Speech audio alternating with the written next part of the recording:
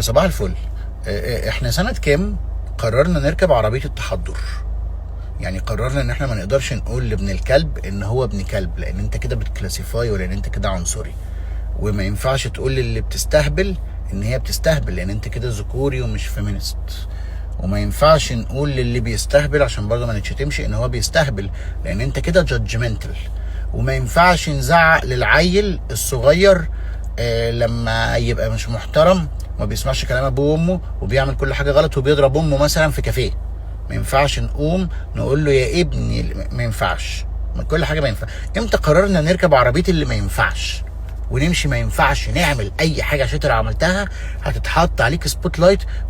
التحضر جميل، انا مش ضده، يعني انا مش ضد الكلام، بالعكس انا سعيد ان احنا فيه، بس عايز اعرف السنه اللي قرر. لان احنا فاكر في طفولتي كان على طول احنا يعني على طول مفيش مجال للاستهبال.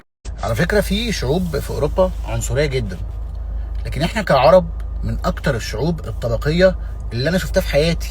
الفرق بين العنصريه والطبقيه، العنصريه ان انت عندك اسود وابيض ومش عارف ايه وكده. الطبقيه انيل بقى، اللي هو طبقات، اللي هو ده الناس اللي معاها عربيات والناس اللي بتركب مواصلات، الناس اللي من الغيط والناس اللي من البندر، الناس المتعلمه والناس اللي مش متعلمه، حتى المتعلمه كليات القمه ومش كليات القمه. احنا طبقيين موت. انا نفسي طبقي، يعني انا مهندس اهو. لو انت مش مهندس انا عندي، انت ايه بقى؟ انت ايه درست ايه؟ انت كلك على بعض ان شاء الله تكون عالم، فاهم؟ ان شاء الله تكون احمد زويل بقى واخد نوبل، بس مش مهندس. انت مش مهندس. دي طبقيه، دي اسمها طبقيه، واسمها عقده، اسمها عقد نقص بلا 60 نيله. في شخص بقى هاكله قلم على وشه، هديله قلم بسيف ايدي كده هو على وشه، اللي هو ايه ده؟ هو وليد قال طبقات؟ دي مذكوره في القران، ورفعنا بعضكم فوق بعض درجات. يا وليد، في حاجه اسمها درجات، ربنا خلقنا درجات. انت حمار مش فاهم. انت حافظ، دي مشكلتك. ربنا قال كده ان دي حاجه تمام، ربنا عملها وايجابيه وتمام، بس مش معناها خالص ان درجه تبخس حق درجه، او تيجي على درجه، او تديلها او تعملها معامله وحشه، لان احنا الدرجه العليا خالص.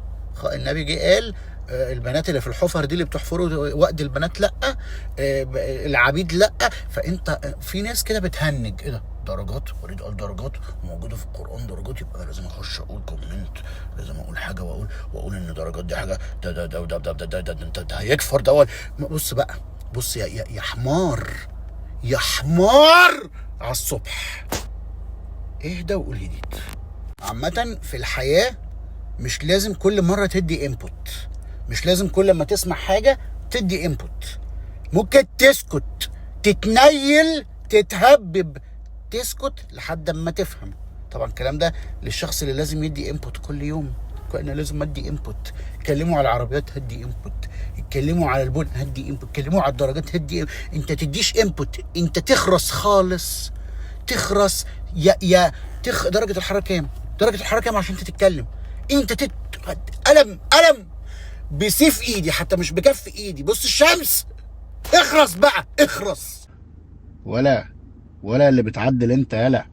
انا ظهر لي دلوقتي ميموري على الفيسبوك ان انا من 12 سنة كنت قاعد على عربية، يعني قاعد بشرف كده على ملعب تنس.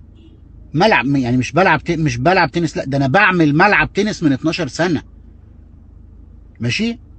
فمش عارف ايه علاقه ده بالموضوع، يعني حبيت الايجو بس يعلى شويه، حته كده ان انا يعني ان انا جامد. مش ايه الانجاز في الموضوع؟ كنت بقبض 1200 جنيه.